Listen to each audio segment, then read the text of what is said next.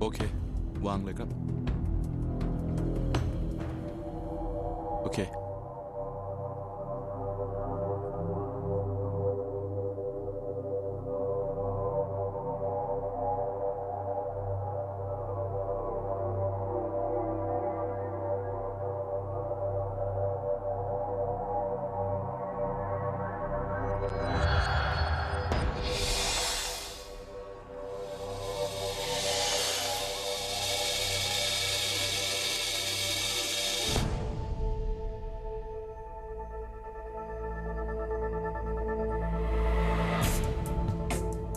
การพบกับพราหมณ์นั้นน่าสนใจอย่างแท้จริงก็เอ่ยถึงบางสิ่งที่สำคัญมากและนั่นก็คือพระรูปนั้นอาจอยู่ในอารามสีส้ม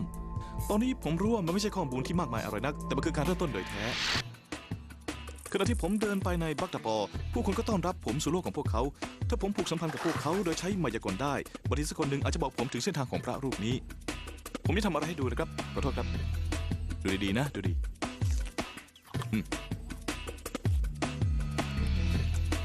มาดูนะดูนะดูสิดูนะครับดูดีๆนะครับดูไว้ดูนะดูดิดูนะดูโอเคเรียบร้อย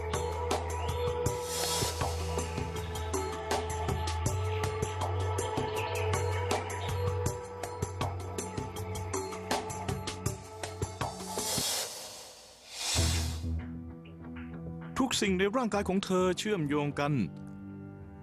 ผมจะวาดรูเล็กๆสักรูหนึ่งเห็นไหมครับเห็นนะเห็นครับละไม่ขีดไฟอยู่ไหนอ่ะอ๋ออยู่นี่เองฉันจะใช้ไม่ขีดไฟนะ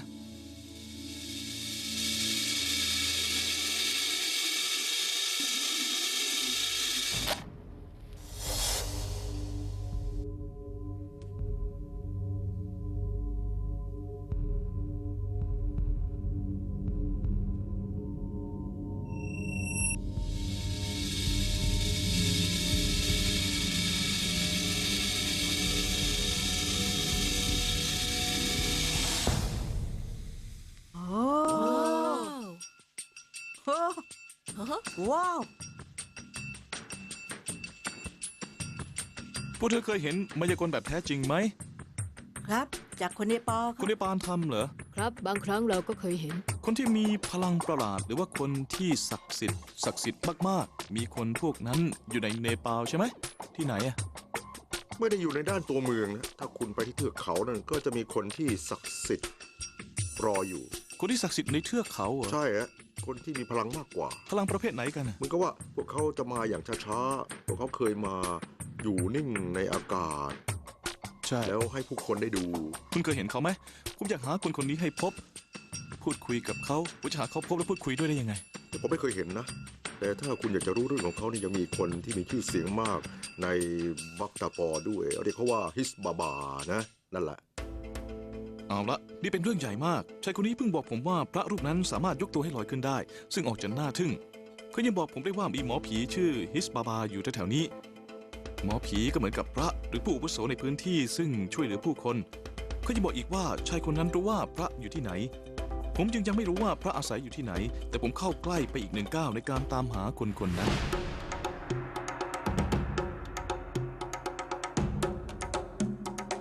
รู้ไหมครับว่าหมอผีอยู่ที่ไหนมีคนบอกผมให้ตามหาหมอผีโอเคขอบคุณครับนมัสเตผมมีคำถามครับคุณรู้ไหมว่าฮิสบาบาอยู่ที่ไหนเป็นไปไม่ได้คุยกับผมสักเดี๋ยวได้ไหมรู้ไหมว่าฮิสบาบาอยู่ที่ไหนครับไม่รู้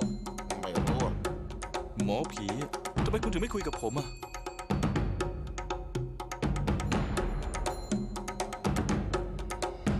สวัสดีครับเขาเล่นมายากลคุณอยากเห็นมายากลมั้ยเล่นมายากลเหรอเอาสิฉันอยากเห็น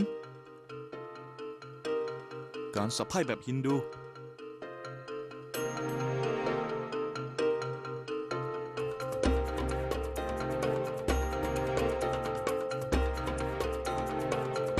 ช่นั่นแหละ นั่นแหละ ให้ทุกคนดูด้วยนะใช้ทำให้ดูนะ ใช้ไพ่ของผม โอเคก็ได้โอเคหยิบมาใบหนึ่งให้ทุกคนดู นี่อ่ะ ให้กล้องดูด้วย ดู ให้กล้องดูด้วย เฮ้ยเดี๋ยวก่อน นี่ไพ่ของเธอหรือว่าของใครอ่ะ ของเธอนะ โอเค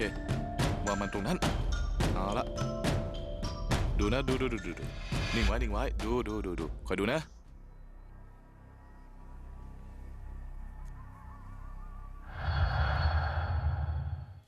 1 ใบหงายมันขึ้นมา